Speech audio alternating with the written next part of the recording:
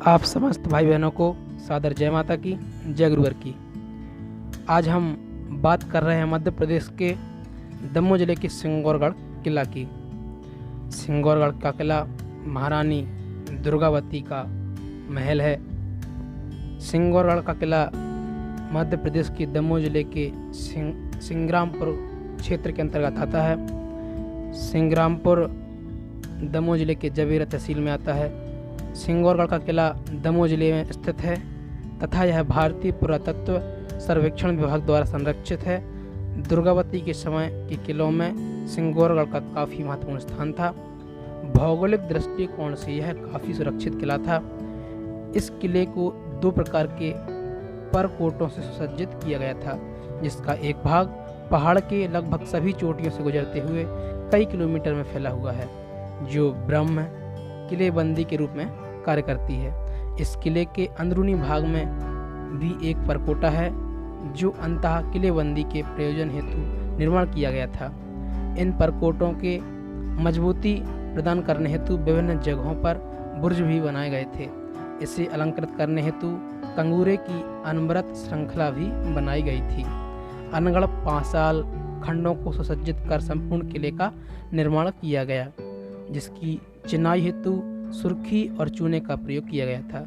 किले के सबसे ऊपरी सतह पर कई प्रकार की स्थापत्य संरचनाओं का निर्माण किया गया है। सिंगौरगढ़ का किला मध्य प्रदेश के प्रमुख किलों में से एक माना जाता है।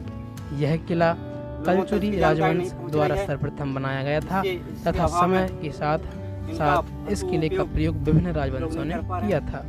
सभी राजवंशों ने यहाँ पर किसी न किसी प्रकार का परिवर्तन किया, जिसका उदाहरण हमें आज यहाँ देखने को मिलता है। इस किले को तब और महत्वपूर्ण स्थान प्राप्त हुआ जब गौड़ साम्राज्य का एक अभिन्न अंग बनाया गया। सिंगौरगढ़ का किला सामरिक दृष्टिकोण से अत्यंत ही महत्वपूर्ण है तथा इस किले को इस प्रकार बनाया गया था कि यह अभेद बना रहे। किले की सुरक्षा के लिए बनाया गया द्विस्तरीय परकोटा इस तथ्य की पुष्टि करता है। इस किले में मुख्य रूप से 3 द्वार हैं। इन द्वारों में मुख्य रूप से 2 द्वार ही दिखाई देते हैं, जबकि तृतीय दरबार एक संकरे आंगन में बनाया गया था। संकरे आंगन को बनाने के मध्य एक अत्यंत ही महत्वपूर्ण सामरिक योजना छिपी होती है। माना कि कोई दुश्मन किले पर चढ़ाई कर दे और वह मुख्य द्वार को तोड़ दे, तो ऐसे में अचानक भारी संख्या में सेना सकरे आंगन में आ जाएगी और वह एक ही जगह ही अचानक फंस जाएगी। ऐसे में किले में तैनात सैनिक आंगन में फंसे दुश्मनों को आसानी से मृत्यु की घाट उतार सकती है। साथ ही तीसरे द्वार के बने होने से किले के अंदर तैनात सैनिकों को इतना समय मिल जाए कि वे सब तैनात हो सकें। इस किले के एक द्वार को हाथी द्वार के नाम से भी जाना जाता है और ऐसा माना जाता है कि यह द्वार हाथियों को किले में जाने के लिए प्रयोग में लाया जाता था। इस द्वार पर जाने हेतु एक सोपान का भी निर्माण किया गया था, जो आज भी यहाँ पर स्थित है। इस किले के आंतरिक परकोटे की परिधि 730 मीटर तथा ब्रह्म परकोटे की परिधि 4.8 किलोमीटर, मुख्य द्वार से रानी महल की ऊंचाई 122 मीटर है। सिंगौरगढ़ किले के भीतर स्थित रानी महल किले के भीतर स्थित रानी महल ही एकमात्र ऐसी इमारत है जो वर्तमान में भी काफ़ी हद तक पूर्ण है। रानी महल पत्थर, चूने, सुर्खी के संयोग से बनाया गया है। रानी महल मध्यकालीन कला और गौणकालीन कला को बखूबी से प्रस्तुत करती है। इसको बाह्य और आंतरिक दोनों ओर चूने का प्लास्टर किया गया है। इस महल में कई हॉलनुमा कमरे, बरामदे आदि मौजूद हैं। यह महल 3 तलीय है। इस महल में लकड़ी का प्रयोग बड़ी संख्या में किया गया था, जिसका उदाहरण आज भी यहाँ पर स्थित लकड़ी के प्रयोग के लिए बने पत्थर के खांचे प्रस्तुत करते हैं। महल के मुख्य द्वार के ऊर्ध्व भाग पर एक द्वारनुमा झरोखे का निर्माण किया गया है। तृतीय तल का झरोखा भग्न है। इस महल पर अन्य कई झरोखे भी बनाए गए हैं तथा मध्य में एक आंगन का भी निर्माण किया गया है। रानी महल की लंबाई पूर्व से पश्चिम 23 मीटर तथा उत्तर से दक्षिण 23 मीटर है। महल के समीप ही एक विशाल कुंड का भी निर्माण किया गया है, जिसकी बांध बंदी चारों ओर से की गई है।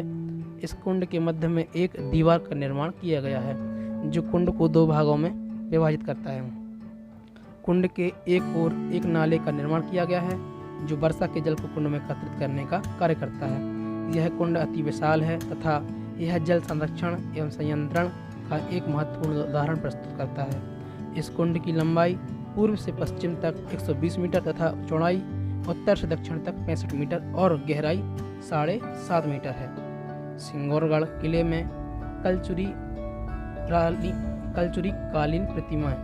इस किले में कलचुरी कालीन अनेकों प्रतिमाएं भी प्राप्त हुई हैं जो इस तथ्य को सिद्ध करती हैं कि यह किला सामरिक ही नहीं अपितु धार्मिक रूप से भी अति महत्वपूर्ण था।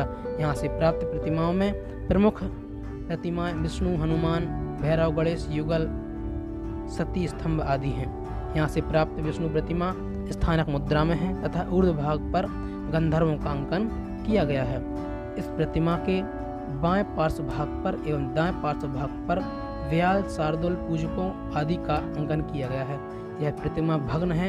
यहाँ से प्राप्त गणेश प्रतिमा ग्रेनाइट स्तर पर निर्मित है तथा इस प्रतिमा में गणेश को नृत्यरत प्रस्तुत किया गया है। गणेश प्रतिमा के समीप ही एक युगल प्रतिमा भी स्थापित है। इस किले के प्रांगण में ही कुछ अन्य और द्वार भी शाखाएं भी स्थापित हैं जिनके मध्य में गणेश का अंकन किया गया है। ये द्वार खंड यह सिद्ध करते हैं कि यहाँ पर शिव मंदिरों की अधिकता रही होगी। यहाँ से प्राप्त द्वार खंडों में से एक खंड अपूर्ण है। किले के भीतर ही 3 खंडित हनुमान प्रतिमा स्थापित है जिसमें हनुमान को पनौती के ऊपर एक पैर रखे हुए प्रस्तुत किया गया है। किले के प्रांगण से ही एक भैरव की विशाल प्रतिमा है जिसमें भैरव को कटार, डमरू व खप्पर धारण किए हुए प्रस्तुत किया गया है। भैरव का मुंडमाल पहने हुए भी दिखाया गया है। यहाँ पर कुछ सती स्तंभ भी प्राप्त हुए हैं जिन पर युगल, सूर्य और चंद्रमा के साथ स्त्री के पंजे का भी अंकन किया गया है। किले के मध्य में ही प्राचीन कलचुरी कालीन भग्न मंदिर स्थित है। वर्तमान में इस मंदिर का जगती मात्र ही प्राप्त होती है। इस मंदिर का वर्गाकार है तथा इस वर्गाकार मंदिर की एक भुजा की लंबाई 13 मीटर है। पचमढ़िया नामक एक ऐतिहासिक स्थल सिंगौरगढ़ पहाड़ी के भैंसा घाट वाले क्षेत्र में पंचमढ़िया नामक एक ऐतिहासिक स्थल है। इस स्थान पर कई मंदिर का अवशेष दृष्टिगोचर होते हैं। यह स्थित मंदिर का स्थानीय लोग माला देवी पंचमढ़िया मंदिर कहते हैं। ये सभी मंदिर पाषाण निर्मित है। पंचमढ़िया मंदिर का स्वरूप पंचायतन शैली का है जो एक चबूतरे पर बना है। 5 देवालयों के एक समूह के कारण इसे पंचमढ़िया नाम से जाना जाता है। इस मंदिर की गर्भगृह के द्वार पर गंगा, यमुना और सरयू का अंकन है। रहने वाले लोग पूजा पाठ करते हैं। कितनी सुंदर मूर्ति है। इस मूर्ति की विशेषता तो देखिए, बजरंगबली की मूर्ति भगवान के खंडित हालत में है। मुगलों ने इसको कहते हैं कि मुगल शासक औरंगजेब ने हिंदुओं के सारे संस्कृति को नष्ट करने का काम किया था। माता ताइयों के द्वारा काम किया होगा। सुंदर बजरंगबली की प्रतिमा को खंडित कर दिया है, टुकड़े कर दिए। कितनी सुंदर। और ये माला हनुमान जी पहने हुए हैं। ऐसी मूर्ति है कि रानी दुर्गा भारत देश में कहीं नहीं देखी है। मंदिर पूजा हेतु रुद्राक्ष की माला हनुमान जी पहने हुए हैं। बोले वीर बजरंगबली की, बोले दुर्गावती महारानी की।